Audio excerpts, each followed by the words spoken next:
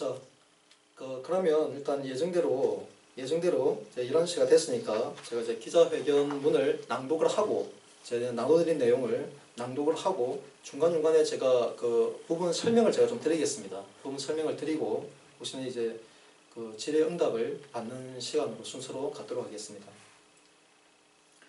법치수호 최후 보루인 대법원이 문재인의 시녀가 웬 말인가 제1야당 대표의 발목에 족쇄를 채운 재판을 신속히 종결하라.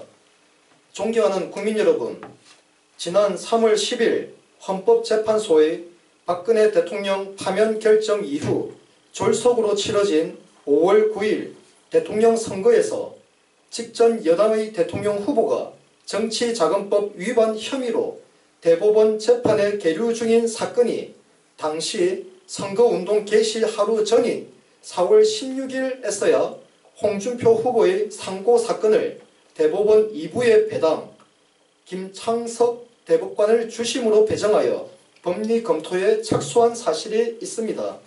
새누리당 강원도당에서는 지난 보궐대선 선거운동 시작일인 4월 17일에 홍준표 후보를 상대로 제2의 이광재가 되어서는 안됩니다. 라는 주제로 성완종에게 불법 정치 자금을 받았는지 여부는 자신의 양심만이 알 수 있는 사안으로 투표용지 인쇄 전에 구국의 결단을 촉구하는 기자회견을 한 사실이 있었습니다.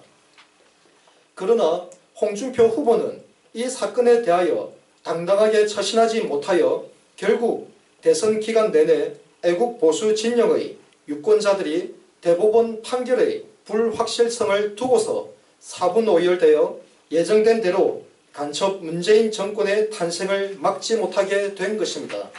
그러나 대법원은 대통령 파면으로 인한 국정 혼란과 공백 중에 치룬 대선에서 직전 여당 대선 후보가 정치자금법 위반 혐의로 대법원에 계류 중인 사건으로 100만원 이상 확정 판결이 나오면 대통령의 당선이 되어도 무효가 되어 또다시 재선거를 치를 수도 있는 국가적인 초비상 사태임에도 불구하고 선거운동 개시 하루 전날에야 사건을 대법원 2부에 배당하여 애국보수 성향의 유권자들을 사분오열시켜 사법부의 불법 선거 개입이라는 오명에서 자유롭지 못하게 되었습니다.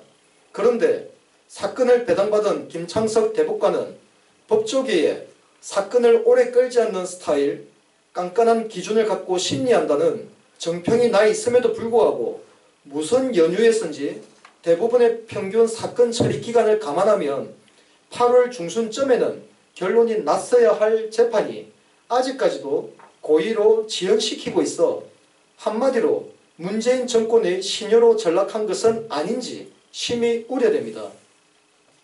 제1야당 대표의 발목에 족쇄를 채워 이해찬 전 총리의 보수 괴밀 작전에 기꺼이 도구로 전락하려는 대법원을 국민의 이름으로 엄중히 경고합니다.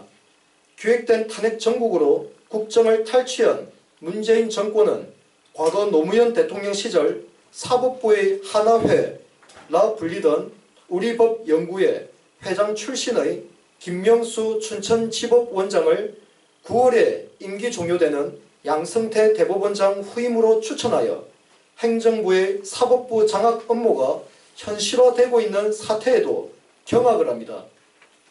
사건을 배당받은 김창석 대법관은 양승태 대법원장의 임기가 만료되는 9월 24일 이전에 제1야당 대표의 발목에 족쇄를 채우고 있는 성완종 사건에 대하여 반드시 유무죄 판결을 내려 종결지어야 할 것입니다.